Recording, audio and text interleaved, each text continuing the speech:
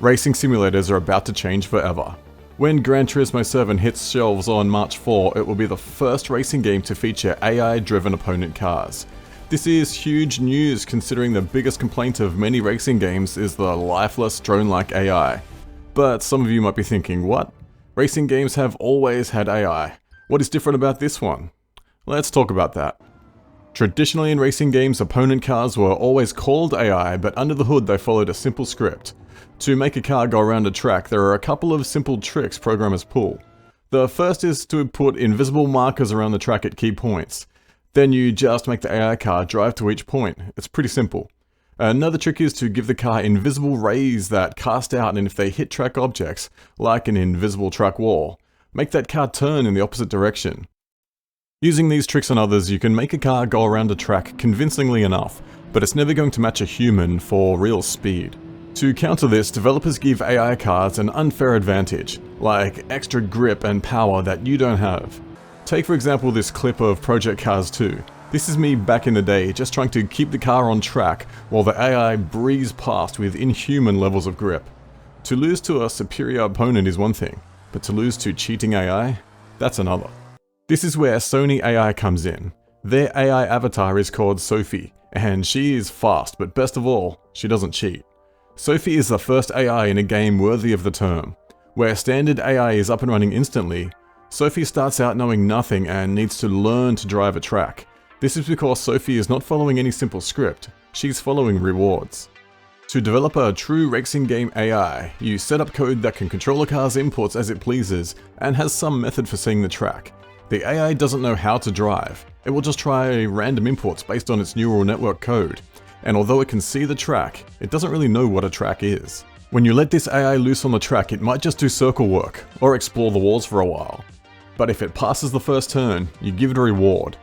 You see, the AI keeps track of the decisions it has made to get this far, and if it gets a reward, then it's going to increase the probability of using those same decisions again. Do this again and again, rewarding the AI for each checkpoint it passes. Inversely, take away a reward for not reaching the next checkpoint within a certain amount of time.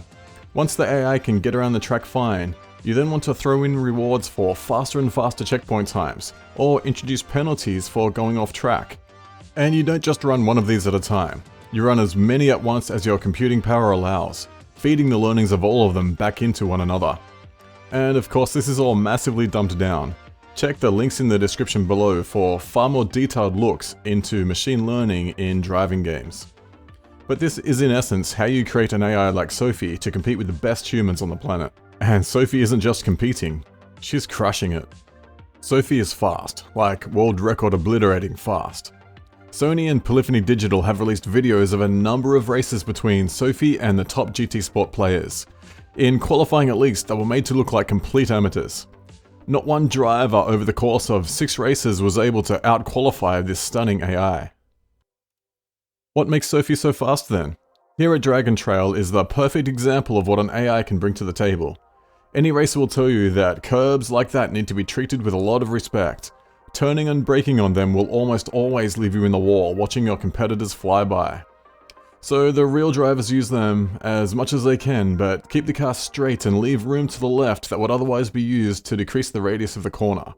Sophy, on the other hand, is afraid of nothing. Look at the way she monsters this curve. This can be consistently done if you have the superhuman reaction of an AI. Here is another great example.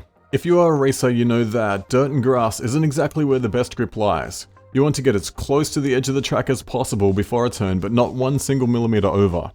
But Sophy, being brutal as she is, has figured out that the loss of grip isn't that dramatic.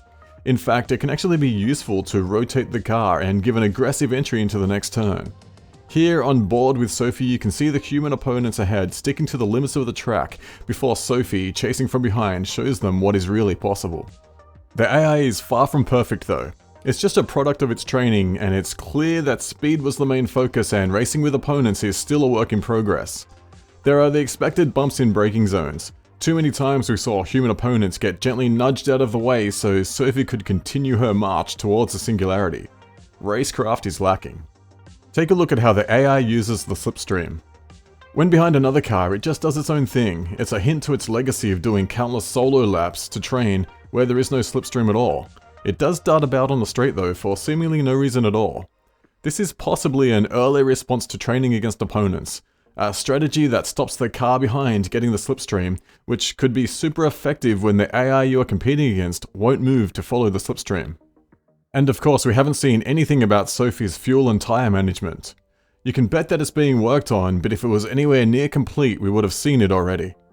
So Sophy isn't perfect, yet. The key here is that Sophy can and will be updated. So far there have been 2 events released and you can see the evolution of Sophy from one to the next. That corner where Sophy was monstering it?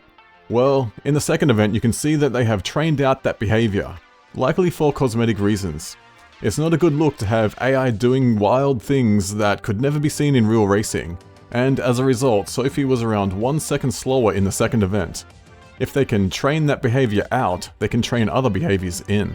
This is the start of a revolution that will see AI take larger and larger roles in games. Many gamers' first experience with AI would likely have been DLSS, at least for us PC gamers. DLSS is the technique that allows you to run games at lower resolution and have machine learning upscale them to look as good or sometimes better than the resolution it's faking. Then of course there are AI upscaled texture packs for old games, but these are all visual niceties. What we have now is AI affecting gameplay, and this is just a start of how AI will impact not only how games are played, but how they are developed. Gone are the days where you had graphics programmers and artists and that was all you needed to make a AAA game. Even now, basic off-the-shelf game engines have plugins for machine learning, and if you don't have someone on your team that speaks that language, you're going to be left behind. The scope for AI is vast. One obvious area where AI can have an impact in racing games is penalties. Currently, the only non-exploitable way to penalize drivers for bad driving is to penalize both drivers for any contact, a la iRacing. Any current system that tries to assign blame not only often gets it wrong, but can also be taken advantage of, like giving the driver behind a penalty for being brake checked. The system thinks that the driver behind punted the car in front right off the track, when in reality the car in front just braked too hard for no reason. A human can instantly tell what happened, but try writing code to identify that. It's near impossible. This is exactly the kind of thing an AI can be trained to detect. In the here and now, AI is coming in some form to Gran Turismo 7. Just don't expect it to be replacing the traditional AI in all events though. It doesn't seem quite ready for that yet. I expect to see Sophy appear in special events only, at least at first. Till then, I for one can only welcome our AI overlords.